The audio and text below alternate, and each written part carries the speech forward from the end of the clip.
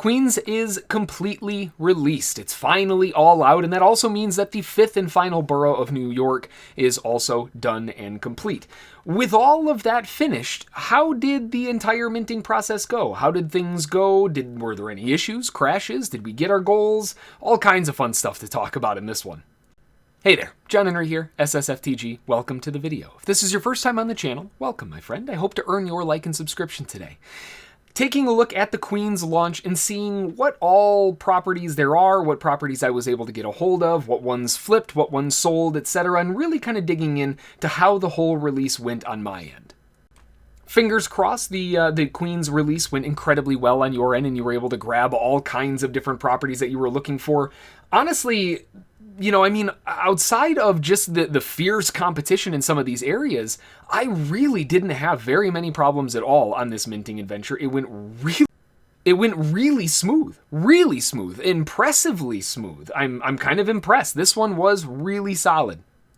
After all is said and done, I'm still sitting on 48 different properties. I flipped out of quite a few of them. I've sold a bunch of them. I've bought a bunch more with some of the profits, etc. I rolled into Queens with about 660,000 or so. A lot of that on the backs of one of my larger buildings. This big chungus over here sold to somebody else. Somebody else picked that up for $250,000. So 250,000 in the pocket went over into Queens. And really, overall, not too terribly bad. I tried to kind of buckshot this time around. It was more along the lines of try to get a little bit of everything everywhere. That said, you will notice that aside from 3 here, and 3 here, and 4 here, and 4 here, and, when you look around, you'll generally notice a very common trend of mine, 3 there, and 3 there, and 3 up here, and the main reason is because most collections are in 3s. And if it doesn't end up being a 3, most 4-piece collections, I'm not going to hold on to unless they're like in LA with really, really high-cost pieces that you can add that earn a ton and make it worthwhile. So I try to grab 3 unless I think it's an area that I can try to flip out of. And as we can see, some of this Rockaway area, Bay Sweater, all of this whole area we've been talking about for quite a while. I've had a lot of action inside of here, buying and selling and buying and selling. At one point, I think it was up to like 20 different properties in here and then sold out of all of them. I did pick up a bunch of Neponsit. Well, not a bunch. I think I ended up getting like 2 or 3, to be fair. I picked up a few in Neponsit trying to hold on for a collection. I was only able to grab 2 before the rest of the area sold out, so I gave up, and because I only had 2, I flipped those out. I think those were 20,000 each, which now the floor has probably come up. It's actually around 17,995. So overall, it's been really, really good, but the majority of my profits, honestly, coming from this Rockaway area. As it stands, looking at the old spreadsheet, starting from the top of the ones that I'm still holding on the way down, we have a total of 48 properties, 464,302 UPIX is what I've got sank into that so far. With all the flips and everything else, that also means that we were able to push ourselves over that 4 million mark, which is kind of cool.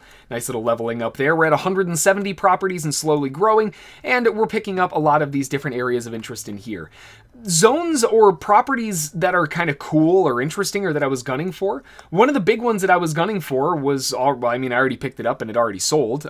We got that one recorded. And then I was also in Floral Park able to grab Carvel Ice Cream, which I'm really kind of excited about. I was pretty pumped about getting this one.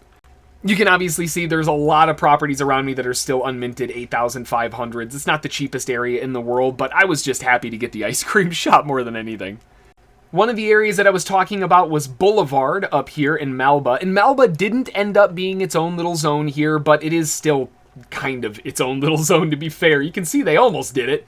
They almost cut it off, but not quite. I've got my 3 properties down here. I did not get it on Boulevard. I wanted to get in this area, but by the time I was messing around with Rockaway and everything else, I looked back here and everything was gone that I wanted. So there's not much you can do about that. Welcome to life sometimes. Nice area. I was still able to pick up 3 just in case Whitestone is a collection as a whole, but not really the ones that I was kind of gunning for there.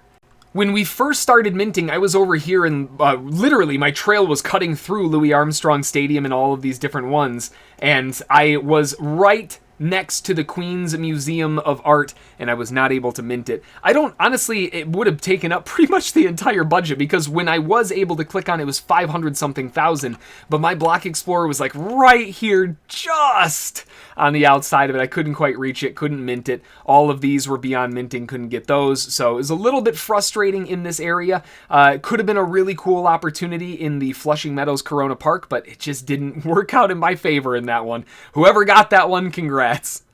And then another zone that was actually very, very difficult to get our hands on was Beach Channel Drive. All of these properties on Beach Channel Drive I'm anticipating being in some form of a collection, whether it's Beach Channel Drive or the one that I was unfortunately not able to get away, but Rockaway Beach Boulevard.